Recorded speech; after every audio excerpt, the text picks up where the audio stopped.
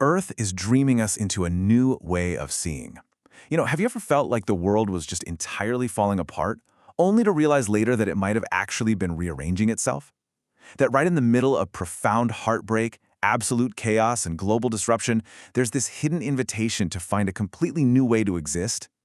Well, welcome to The Explainer. Today, we're going to dive into a deeply poetic and honestly incredibly timely memoir that takes a massive global crisis and transforms it into an intimate search for grace. We are looking at The Glorians, Visitations from the Holy Ordinary by Terry Tempest Williams. This is a journey all about finding meaning when literally everything we know unravels, and it asks us to pay very, very close attention to the world around us. So let's get into it. Okay, let's dive into this. Section 1. The Power of Dreams. To really understand how the author navigates a world in total crisis, we first have to understand her foundation, which comes directly from her grandmother. So her grandmother, Catherine Blackett Tempest, was a Jungian scholar, and she fundamentally believed that our waking life is deeply informed by our sleeping life. She actually taught her grandchildren that, quote, dreams are the facts from which we must proceed.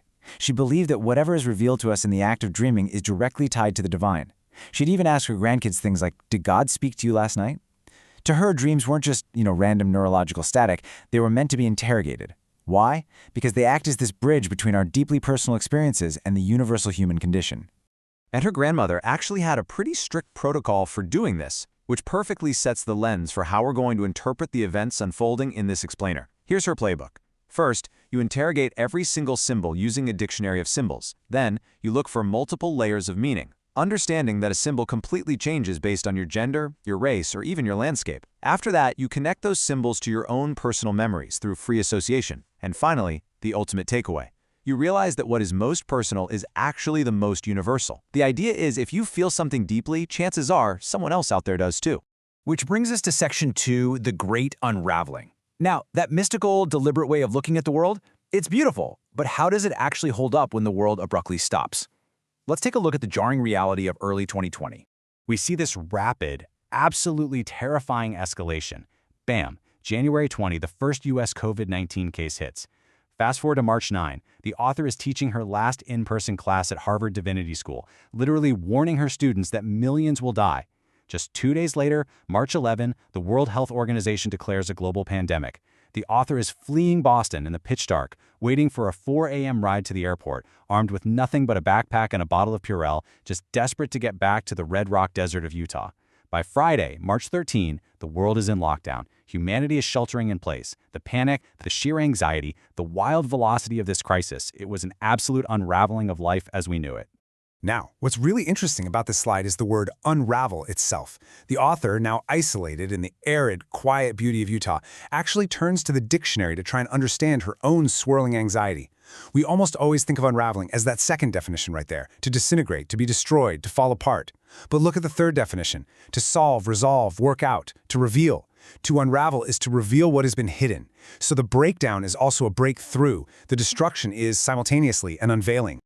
So, what exactly is being revealed? That leads us right into Section 3, Vow of the Glorians. What is the author actually supposed to do with her time in this isolated desert landscape while the whole world outside is completely gripped by fear? Well, just 1 week into lockdown, the author has this incredibly vivid prophetic dream. Imagine this. She's walking across Harvard Yard in the fall.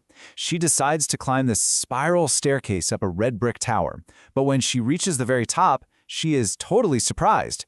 She's standing in the literal ruins of Cassandra's temple. And remember, in mythology, Cassandra was the one given the gift of prophecy, but she was cursed to never be believed. In this dream, a female professor calls out to her from behind a locked iron gate. The professor just looks at her and asks if she remembers her vow. When the author asks for a reminder, the professor says, "Your vow is to create the epic documentation of the Glorians." Take a second to let that bizarre command sink in. Right in the middle of a global pandemic, her subconscious, using her grandmother's rules of engagement, is giving her this highly specific, deeply mystical quest: document the Glorians. But there's a slight problem here. What on earth is a Glorian?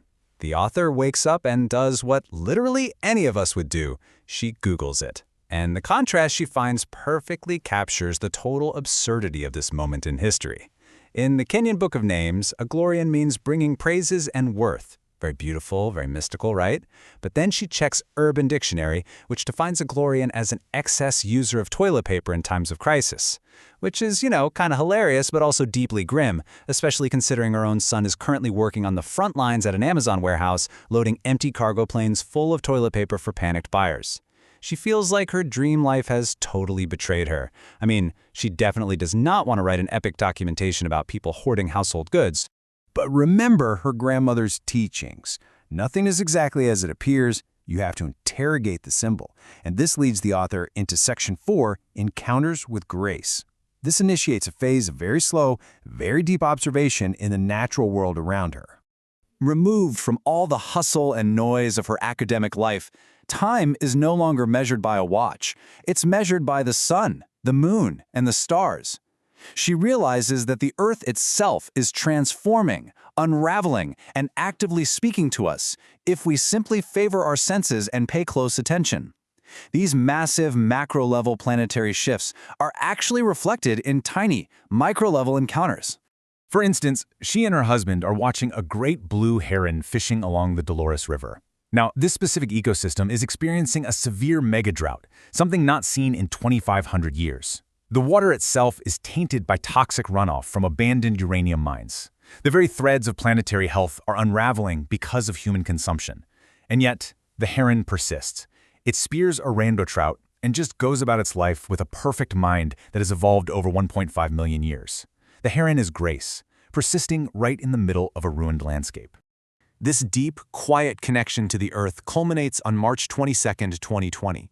Religious leaders all around the globe called for a day of silent prayer for the planet. The author goes outside into the desert, holding her grandmother's talisman, this beautifully polished amethyst stone. As she closes her eyes and really feels the collective human grief, the intense heat of a million prayers circling the globe, the stone in her hand becomes incredibly hot. When she opens her eyes, the amethyst has physically shattered inside. Dozens of fracture lines have appeared, and right at the intersection of a deep purple break, the crystal looks burnt. It resembles a flame. The sheer energy of an unraveling world literally, physically marked the stone. Let's move to and see how this builds, because that immense macro-level energy scales all the way down to the tiniest, most beautiful details. In May, high winds are blowing these magenta coyote willow blossoms across her patio. She bends down to pick one up and realizes it's moving.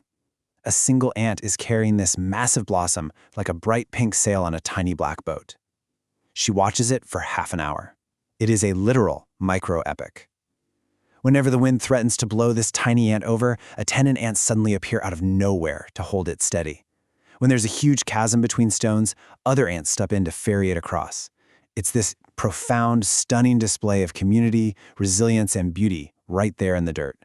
And that is exactly when it hits her. This is the revelation. A Glorian is absolutely not a person hoarding toilet paper. A Glorian is an encounter. It's a meeting with élan vital, the vital, undeniable force of life. A Glorian is a moment of pure grace. That great blue heron fishing in toxic waters, that's a Glorian. The ant carrying the pink blossom across the desert, a Glorian.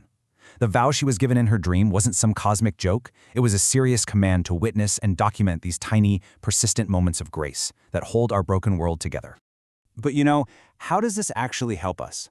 This brings us to our final part, Section 5, Creating Beauty in Brokenness. Because it's one thing to have a beautiful mystical realization out in the desert, it is an entirely different thing to survive a deadly pandemic. How do we take this understanding and apply it to humanity's actual survival? Well, the stakes are very real. The author's own brother, Hank, is an essential worker. He's a backhoe operator in Salt Lake City with compromised lungs, making him highly vulnerable to the virus. Furthermore, a physician friend of hers at the University of Utah Hospital reaches out. They're frantically setting up military-style tents for the incoming wave of COVID-19 patients. The doctors and nurses are utterly terrified. They're all gowned up, trembling like first-year interns, facing completely unprecedented death and sickness. The hospital administration realizes that physical protective equipment just isn't enough anymore. They need to infuse mental well-being and resilience strategies into their crisis management right now. So they ask the author for help. They need to pause. They need to literally breathe in beauty just to survive the trauma of their daily shifts. So the crucial point is this: finding beauty in a broken world is creating beauty in the world we find. The author takes this exact mindset of the Glorians and brings it directly to those terrified healthcare workers on the front lines. Look, we can't rewind the clock. We can't unbreak the world or magically stop the unraveling overnight. But what we can do is take the fragments, the shattered amethyst, the ruined temple, the chaotic hospital ward, and actively, intentionally create beauty within them. We are meant to engage with the world, not withdraw from it out of fear. We have to act with whatever gifts we have to share. The Earth is dreaming us into a new way of seeing, for sure, but it absolutely requires our active participation. We have to look closely enough to spot those attending ants ready to carry us across the chasms. We must document our very own Glorians, those sudden, completely unexpected encounters with grace in our everyday lives. So, as we wrap up this explainer today, I want to leave you with this final provocative thought to take with you. Look around at the pieces of the world right in front of you. How will you create beauty in the world you find?